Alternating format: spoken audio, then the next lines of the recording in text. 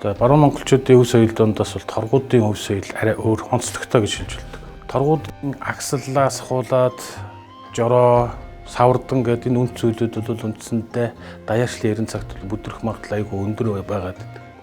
Энийг авч үлдэхийг хамгийн том шалтгаан зүйл нь юутай хамсрах вэ гэдэг нь өөрсдийнхөө үндэсний өв соёл, үндэснийхээ түүхтэй холбож иж өнөөдөр уламжилж ирсэн урлагийн үндэс нь тодорч идэг. Түүний нэг төлөөлөл нь нэржтмаа гэж хатныг одоо бид бүхэн сайн мэднэ. Энэ бол тухайн үеийн сэхэтэн нийгмийн түүчээ үлгэрлэл болсон ийм гэр бүлээс гарсан мэдлэг боловсролын хувьд бол нэлээд өндөр ийм хэсгээс нийтдээ 5-6 хэлийг төрлөх хишгээ эзэмссэн. Энийг бол өнөөдөр тайзны уран бүтээл болгох зүйл бол миний мэдхээр бол нэг тайзны бүтээл болсон тийм их сурвалжийг би мэдэхгүй. За ингээд соёл урлагийн сургуулийн бүжгийн урлагийг одоо бүжгийн дэглэж мэргэжлэр бүжигч мэргэжлэр төгссөн торгуудын орчин цагийн одоо уран бүтээлчдийн төлөөлөл болсон Бурмада эрэх тоглолтод амжилт төсөж ад жаргал эрүүлэнхийг хүсье.